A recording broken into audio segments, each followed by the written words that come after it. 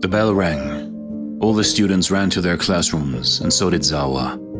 It was Zawa's first day at school.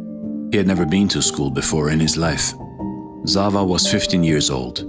He was born to a woodcutter named Caillou. Both Zawa and Caillou lived on the hill. In his initial years, Zawa helped his father to cut the wood in the hilltops. This wood was sold in the city to run their family and also to keep them warm in their hut. Due to extreme poverty, Caillou could not afford to send his son to school, although he dreamt of it always.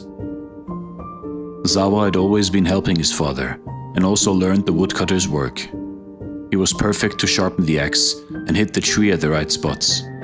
He never had friends and never had been to the city.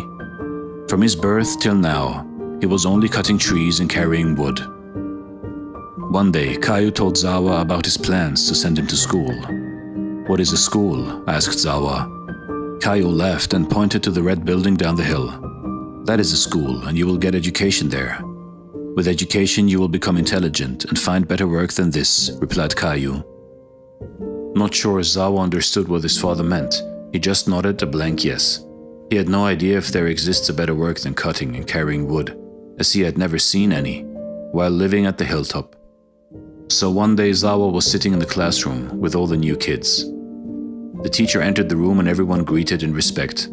Zawa did as the others did. The teacher announced that today every student had to tell the whole class what their ambition in life was.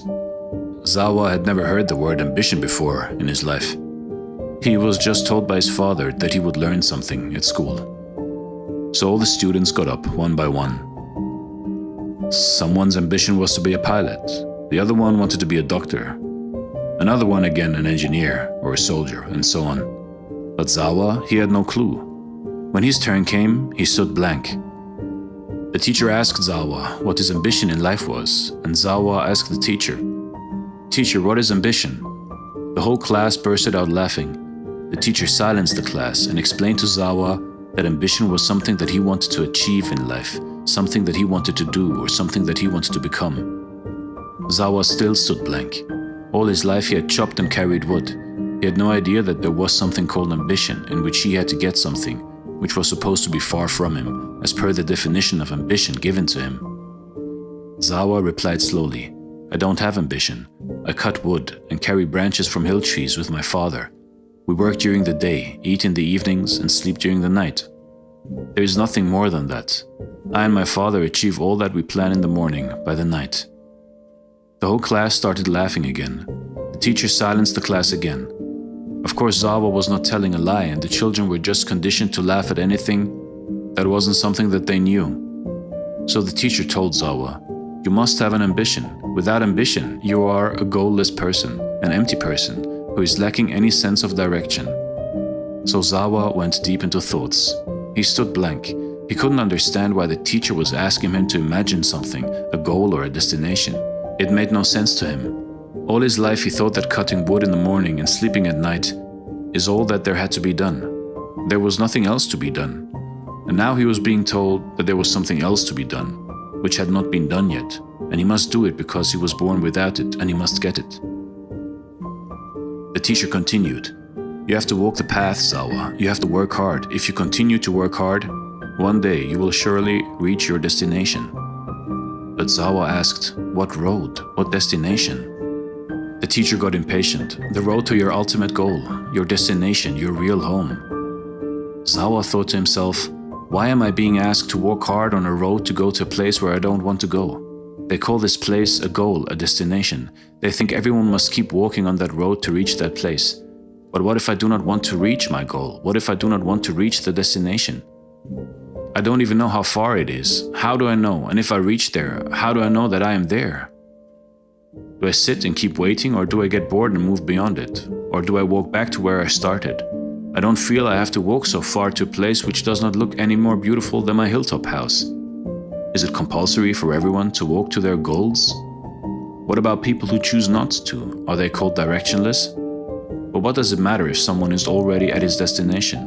Is that a horrible idea, to be at your destination without walking a path of difficulty and pain? The students kept giggling as Zawa looked immersed in his thoughts. The teacher continued, "Zawa, you don't have any goal?" "Yes, I do," Zawa replied suddenly. There was a big smile on the teacher's face. His student finally had gotten the message. "So what is your ambition? What is your goal? What is your destination, Zawa?" the teacher asked with curiosity. Zawa replied, looking outside of the window, as if a deep imagination was going on in his mind. He said, "I want to cut the wood in the morning, drink my tea in the evening, and sleep at night." And the teacher said, "No, that is not an ambition, Zawa, because you are already doing it." Zawa replied, "Yes, isn't that great? Because I have already reached my destination." The teacher got angry and dismissed the class. Zawa looked confused and unanswered.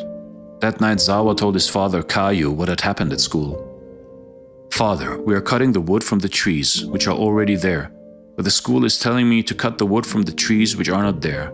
They are asking everyone to first grow a tree, wait for it to grow up, and then cut the wood, something which we are doing right now without growing one." Kaya laughed at the intelligent feedback of such a simple question. He asked Zawa how he felt about his life. Zawa was happy chopping wood because that is all he had done. He found satisfaction and happiness in his work. But the new word at school, called ambition, was supposed to be telling him that happiness and satisfaction were not to be felt so easily, but after a lot of hard work and pain. You can never be already at your goal at the start of your life. And calmness is always to be away from you, and you must walk that path to reach those feelings, only to realize that when you reach there, there isn't anything there, and you could have all those feelings from any point in your journey or without a journey itself. Tell them what they want to hear, Zawa. They also have ambitions to be successful teachers, Kayo said laughingly, and left his son alone to ponder his thoughts at night on the hilltop. The next day at school, Zawa was the first student to continue from where the teacher had finished the day before. "I thought about it, and I feel I want to be a doctor," said Zawa. The teacher gave a big smile and clapped for Zawa as he took his seat, and the class continued. Zawa looked out of the window. He saw it was raining and grey clouds growled in the sky. The clouds never moved in one direction, they just moved. The rain did not fall in any direction, it just rained. The grass didn't grow in any pattern, it just grew. None of these elements in nature looked as if they had a plan. They were just being themselves, true to their real nature. Then he saw a gardener cutting the grass into a beautiful design to give it a shape. He realized that humans couldn't live with nature without changing it.